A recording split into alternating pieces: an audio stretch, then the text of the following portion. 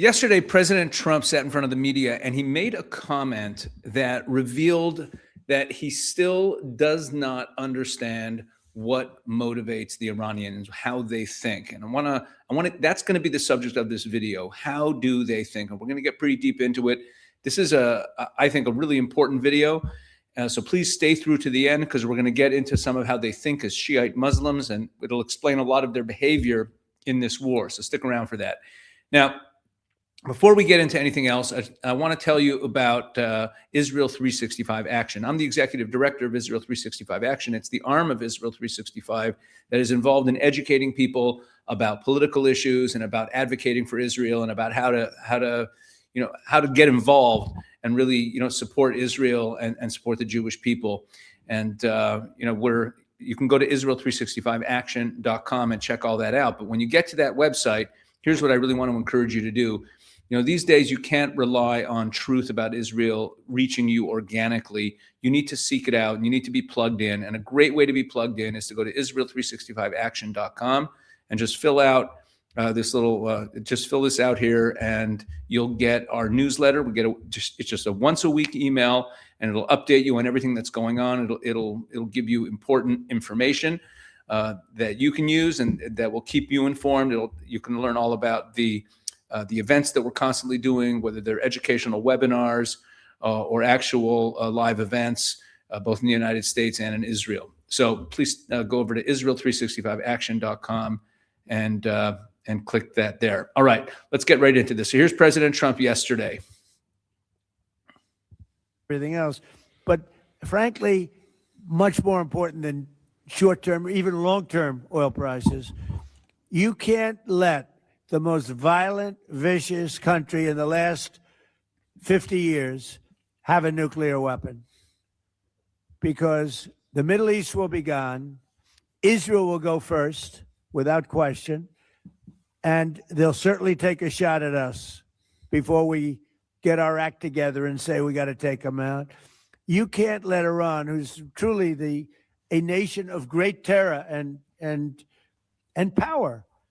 Look what happened in the last 2 weeks. They weren't supposed to go after all these other countries in the Middle East. Those missiles were set to go after them. So they hit Qatar, Saudi Arabia, UAE, Bahrain, Kuwait. Nobody expected that. We were shocked. And the other one, they fought back. They could have yielded. But think of it, if we weren't around, they had tremendous power. They had thousands of missiles, most of which we've terminated. They had thousands of drones. They were making drones and missiles all over the place. We've knocked out most of those factories. I mean, now they're sending out 2 or 3 missiles. Now, they've still got some. They might have 8% left. But mostly they've been eliminated. They've been terminated by. Okay. So that's really the clip I wanted you to see. So you see President Trump there saying that he was shocked. And listen to the language there. They weren't supposed to attack all those countries, but the missiles were set up to attack those countries. He even said it there. In other words, he's confused. He's like, what are they doing? Why are they attacking everybody? It doesn't make any sense. And this brought me back. It reminded me of something that happened about a week and a half before the war started, where Steve Witkoff, Trump's special envoy, was being interviewed, and he said this. The president asked me that this morning, and I don't want to use the word frustrated. It's almost because he understands he's got plenty of alternatives. But it's curious. He's curious as to why they haven't, I don't want to use the word capitulated, but why they haven't capitulated. Why under this sort of pressure, with the amount of sea power, naval power that we have over there, why they haven't come to us and said, we profess that we don't want a weapon. So here's what we're prepared to do. And yet it's hard to sort of get them to that place. So at the time that Steve Witkoff said that, that happened actually just a couple days after I had written this op-ed in the Jerusalem Post. And in this what I wrote about here was why I believed that the Iranians were not capitulating. This was a couple days before Witkoff said that. And I was basically saying, Iran is not going to give in. Because remember, the negotiations weren't going well. Meanwhile, the Americans are amassing massive amounts of military assets in the region, like Woodcock was talking about. And everyone was, remember when we were living through that, and there was all this speculation every day: are they going to attack? Are they going to attack? Are they going to attack? Look at all these aircraft carriers and jets and everything, and bombers and everything that they're moving into the region, right? And everyone's speculating about that. And I wrote this op-ed where I said Iran actually wants to go to war. And I explained their logic. I explained why they weren't capitulating. And I just reread it today. And I want to share with you 2 paragraphs of it where I lay out towards the end of the piece what is Iran's strategy. And it's pretty amazing to read it. I'm not saying this to pat myself on the back. I'm saying it to set up the next part of this video. But here's what I wrote on February 18th, 10 days before the war. Okay? Iran's calculation is brutally simple. If it can prolong a conflict even briefly, widen it regionally, and cause even a small number of American casualties, political pressure inside the United States will spike. The regime is betting that voices within Trump's own America First camp will demand disengagement the moment U.S. soldiers start coming home in coffins. This logic also explains Tehran's threats toward American allies. When Iran warns neighboring countries hosting American forces that they will be targets for retaliation, it is raising the perceived cost of American action. It's raising the cost, spreading fear of escalation across the region. Exactly what Trump is trying to avoid and exactly what his base will not tolerate. So this is what I wrote 10 days before the war. I said Iran wants to go to war, and then their strategy basically will be escalation and prolonging the war, and escalation specifically vis-a-vis the neighboring countries. Okay? And Trump is now saying, so I was thinking about this, listening to Trump yesterday, I'm like, wow, and he's saying that he's shocked by their behavior. Now, their behavior still is pretty shocking. The extent of it is shocking, even though I said that this is their strategy. And maybe I am patting myself on the back that 10 days before the war, I laid out what Iran's strategy was. And so far, everything they've done in the war has only confirmed that this is how they are approaching it, even though it's not, that doesn't mean it's going to work. Remember, they are getting battered, but this is the approach that they're taking. That's all I'm saying. But a few days ago, for the Israel 365 news channel, I interviewed Dr. Mordechai Kedar. He's one of the most prominent experts on Islam and the Arab world here in Israel. Fluent in Arabic, he goes in Arabic-speaking media, and of course, Hebrew language media a lot. He's quite well known in Israel, and he's a serious expert on this part of the world. And I presented to him, well, you'll see, I'll play the clip now of the beginning of this interview. I'm not going to play the whole interview, and I'm encouraging you to go to the Israel 365 news channel after you watch this clip and watch the full video there. Okay, it's one of the more recent videos. It's one of these interviews, and I'm not just into promoting myself. That's not why I'm playing this video for you. But this interview with Dr. Kedar, I've been following this war as closely as anybody. And I felt that, and I feel right now, that there is how I understood this war until this conversation, and there is how I understand this war after this conversation. Because the information that he shares, the perspective that he shares is massive, and you'll realize that without it, you don't really understand what is going on. So here we go. After all that buildup, let's see if it lives up to expectations. So here is here's the first 8.5 minutes of my interview with Dr. Mordechai Kedar. You don't want to miss this. Dr. Mordechai Kedar, thank you so much for joining me. You know, before the war started, I wrote a column in the Jerusalem Post where I pointed out that I believe that the Iranian regime wanted to go to war because capitulating to the demands of the Americans in the negotiations to dismantle the proxies and the ballistic and the nuclear would actually make them weaker and would bring a better chance of the regime collapsing than going to war. And if they could only escalate and prolong the war and raise the price of oil, they could cause President Trump to pull out of the war before the regime collapses. And if they could just behave themselves till he's out of office, they could end up surviving. That was the argument that I made. I'm not sure it was a smart strategy by them, but it looks like it might be going in that direction. They're trying to escalate, but the escalation is far more than I ever imagined. I never thought that they would be firing missiles in all different directions, antagonizing all of their neighbors. How do you understand the seemingly chaotic reaction? A lot of people are just saying they're crazy, but I've heard you talk about this. What is the method to their madness? Well, you can add to this the comment that every country which is at war tries to reduce the number of countries to fight with. Right. You know, it's better to fight one state rather than two. And two is better than three. Okay? And here we see the totally opposite. They are broadening the number of the countries which they are fighting, because in addition to Israel and the United States, now they are dealing with the United Arab Emirates, with Saudi Arabia, with Oman, with Qatar, their buddy, with Bahrain, with Azerbaijan, with even Cyprus, which is part of the European Union and NATO, let alone Turkey. So this is totally mind-boggling. How come they act against what looks like their interest to reduce the number of countries which they are messing with? This is actually our problem, because we are Westerners. This is the logic which we think through. They think through totally different concept. They work according to the idea of the Mahdi. Mahdi is the hidden imam who is waiting to come back, the Raja'ah, to mankind in order to redeem mankind from chaos. This Mahdi will come back, will be forced to come back if the whole world sinks into a big mayhem, into a big chaos. And they are now willing to push the world into a chaos. This is why they also closed the Hormuz Straits.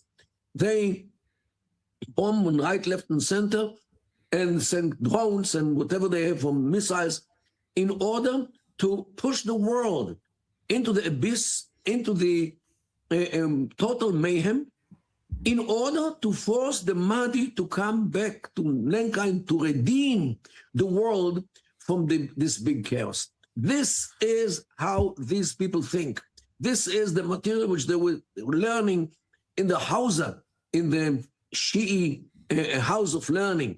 These are the texts which are shaping their mind and their behavior at the end of the day. And we have to understand it. Otherwise, we miss the whole picture. That's amazing. So hold on a second. Let me just make sure I understand you. This idea of the Mahdi, like a messiah figure for Shiite Muslims, comes back into the world when there's an apocalypse, when there's chaos, and they see this war as advancing that. So let me just ask a follow-up question now. Pakistan is a Muslim country. It has nuclear weapons. And there are those who argue, hey, what's the big panic about a Muslim country getting nuclear weapons? Look at Pakistan, they have nuclear weapons. But it seems from what you're saying that there's a difference in how jihad is supposed to operate, whether you're a Shiite or a Sunni. Like most Westerners have heard Shiite, Sunni, but they don't really know the substantive difference between them. But what you're pointing to is that there's a different concept of how Islam conquers the world, as it were, whether you're a Shiite or a Sunni. Could you drill down on that and explain a little bit more? First of all, there are big differences between the Sunni kind of Islam and the Shia. This difference with the Mahdi is one of them, because in the Sunnah, the idea of the Mahdi is something totally in the margin, if exists at all. They don't talk about this, don't think about this. Sunnah think more about jihad and what the mujahid means, the fighter of the jihad, what he gains in heaven. This is what they much more concentrated with. While the Shia is much less about the Gan Eden, means the Garden of Eden, and the Gehenom means the hell, and they are much more into the idea of the Mahdi and how to return or how to cause the Mahdi to return in order to redeem the world. These are two different emphasis between Sunni and Shia.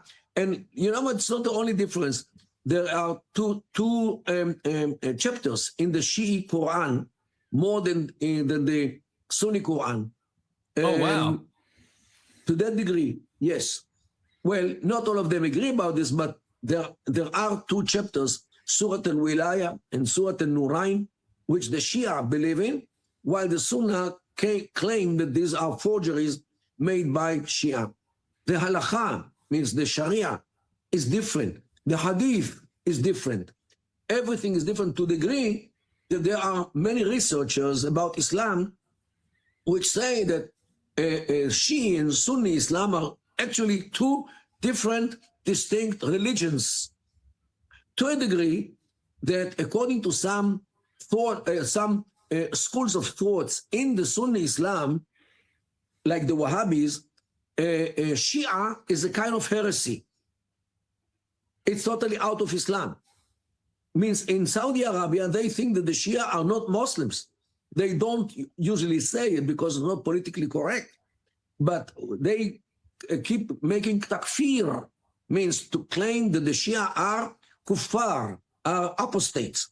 And this is what happens between these two parts of Islam, the Sunnah and the Shia. Therefore, we see how the Sunnah, how the Shia Islam today, embodied by Iran or by the Iranian leadership or rulership, how they attack Sunni countries like the United Arab Emirates, Saudi Arabia, Oman, Bahrain, which is controlled by Sunnah, although the majority of the people are Shia, and other countries as well. And this is why maybe, in the basis, they also means the mullahs of Iran think that the Sunnah are not Muslims, just like what the Sunnah think about the Shia. That's why they couldn't care less if they bomb them and kill them, although they are killing Muslims. So this is actually, this war actually reveals all kinds of hidden realities about Islam, about Muslims, about all kinds of perceptions inside Islam. And definitely this is a good opportunity to look into these differences. Okay. I hope I didn't oversell it. Look, without understanding where these people are coming from, without understanding what their worldview is, we can't understand their behavior. That should be obvious. And in the rest of the interview, and I strongly encourage you to go over to Israel 365 News, watch the rest of the interview. That was actually less than half of it. We get into a lot more about this topic, and we also get more into some of what's happening politically and what's happening in the war, and his perspective on it. And his perspective is informed, as you see, by an intimate, deep awareness of a deep knowledge about Islam. So it's really important to go there. Now, I have to say that when you look at the Trump administration and what Witkoff said and what Trump said yesterday, and you realize that they obviously do not understand the mindset of the people they're dealing with. And they're smart people, and they've got smart people on their staffs. And this is something that I've talked about before. There seems to be a willful blindness to the fact that there really is a completely different worldview and value system that makes people prioritize things differently. And I've written about this over the last year a few times in my columns in the Jerusalem Post, that one of the West's big blind spots has always been, left or right, it doesn't make a difference, Republican, Democrat, it makes no difference at all. But Westerners have this blind spot. Trump has it as much as Clinton had it, or Obama, that they believe that everyone in the world prioritizes the things that they prioritize, that they really just want money, they just want power. And they don't understand how much more important ideology and religion and faith and religious faith is than material well-being. The behavior of the Iranian regime makes perfect sense once one one understands the way they think, because in the way they think, and he goes on to explain this more, Dr. Kedar goes on to explain this more deeper into the interview. Later on in the interview, I'll just give you a preview. I asked him, what will it do to this Shiite belief system if they really suffer a real unequivocal defeat? And he says it's not going to do anything to them as far as they're concerned. This is all part of the chaos and the apocalypse, is that they suffer, defeats that test them. And it's not, there's a fanaticism here that the Trump administration really needs to understand, that we need to understand in order to understand clearly what is going on. So I can't encourage you enough. My goal here with all of these videos and with this channel is really to educate and to keep people informed and to give them really in-depth information that can help them understand what is going on in the world. So it's in that spirit that I really encourage you, go over to the Israel 365 News channel and watch that full interview. You'll gain insight into who the enemy actually is here, and a lot of the behavior you're seeing on the battlefield, in the diplomatic sphere, will make more and more sense. All right, thanks for watching. Could you please do me a favor? Just asking a little favor. Drop me a comment below. Let me know how to improve the channel. Let me know what you thought of this video. It'd be great. I try to get through as many of the comments as I can, but it really helps. And please, tell people what's going on this channel. Please like and share and all that great stuff. I'm so grateful to all the, to the whole audience here, to all of the subscribers, to all of the viewers who really helped grow this channel so quickly. And, I'm so grateful to you. God bless you all.